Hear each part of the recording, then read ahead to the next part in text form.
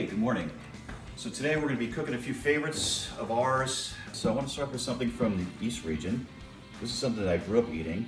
We're going to do a Taylor ham and egg sandwich with cheese. Now, where I grew up in North Jersey, we called it Taylor ham. If you lived in South Jersey or Philly, you would call it pork roll. So we've got our pork rolls. They're buttered. Starting to toast them on the griddle here. Next, we're going to put some Taylor ham onto the griddle.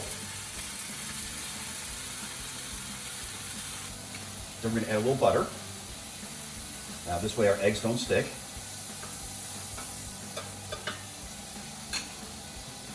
So we're using cage-free eggs here. So then we season our eggs with salt and pepper. And for this, I always like to break the yolk. We never had runny yolks on these sandwiches. So I'm going to flip this guy over.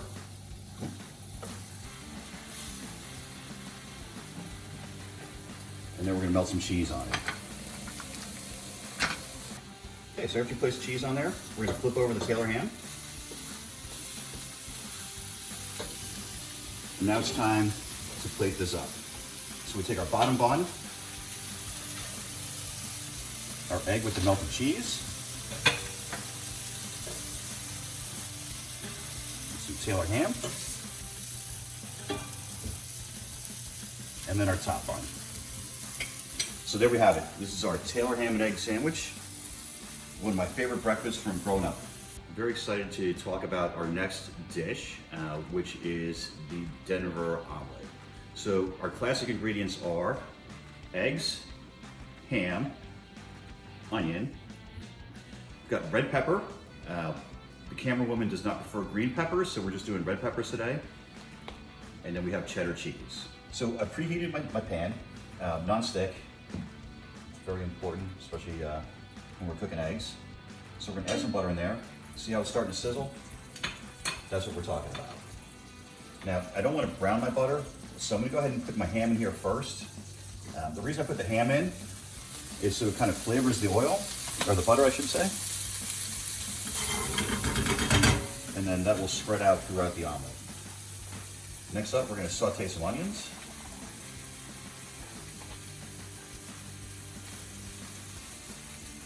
Because nobody wants raw onion breath sitting next to them on the airplane for 4 hours going across country. Onions are starting to get translucent, so we're gonna add our peppers now.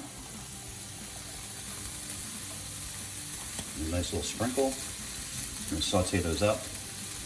Now this is the time I like to add a little bit of salt. And like I said, a little bit of salt. You don't need a ton here because the ham's got some salt to it. And definitely some freshly ground black pepper.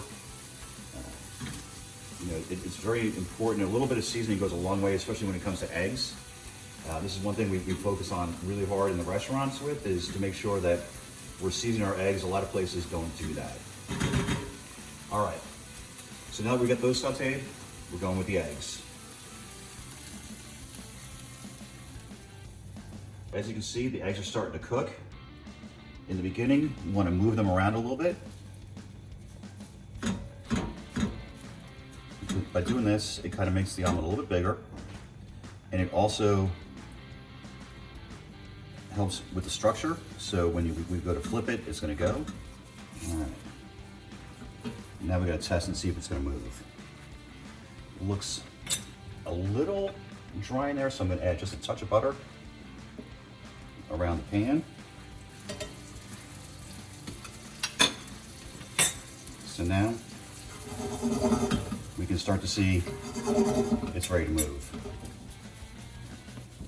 We'll let that harden up just a touch more, and then we're gonna go for the flip. All right, ready? Here we go. 1, 2, 3. There it is. Okay. Now it's time for the cheese. At this point, I like to turn the heat down a little bit, and I'll take my plate, flip it over, cause a little bit of steam in there, help melt the cheese so it's nice and gooey. And take this off. Oh, look at that. So the cheese is about 90% melted, which is fine. Because what's gonna happen is we're gonna take our spatula, We're gonna flip it over. We're gonna give it a half a turn, and then we're gonna put it on the plate. So let's see how we did. Look at that nice, gooey, stringy Denver omelet. Next up is our avocado toast from the West Coast.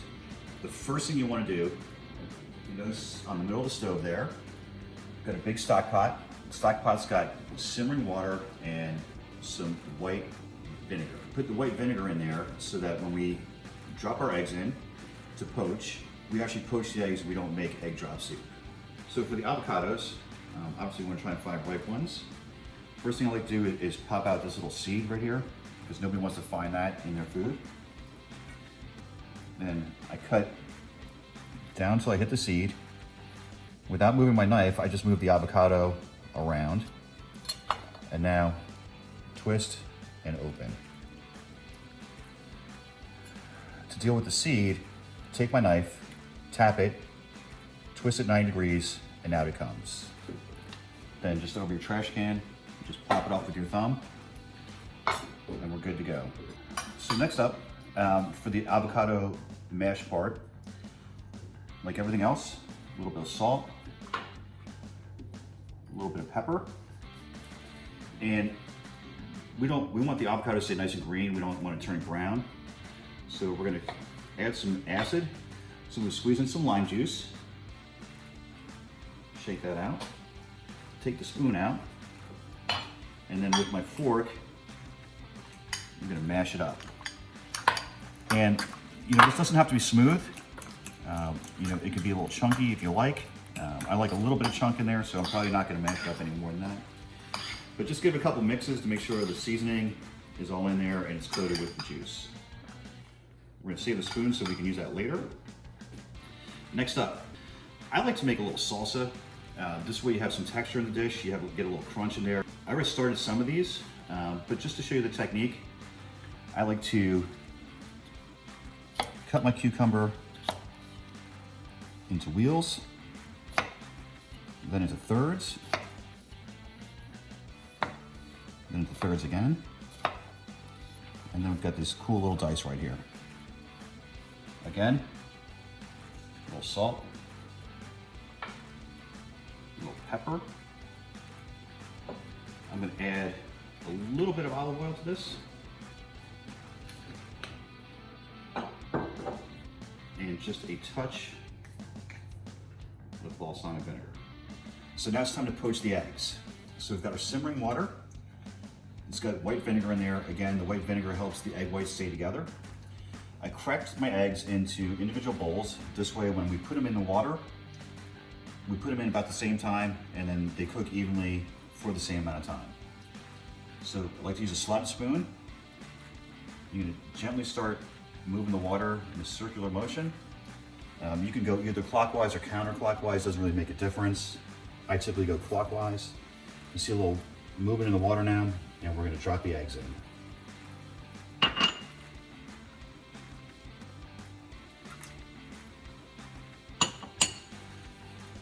But we keep the water moving so the egg doesn't sit on the bottom of the pan and get stuck. So now that it's in there, I'm gonna set my timer for 3 minutes. And while those are cooking, let's go ahead and get the toast ready. Take our toast. I'm using a whole wheat. Okay, it's been 3 minutes, so we're gonna retrieve our eggs from the water. And this is something that you wanna do pretty delicately, because if not, all your hard work's gonna be for naught if you break the yolk pulling it out of the water. All right, so to assemble this, we take some of the avocado mash. All right, next up, I'm gonna put a little arugula on here.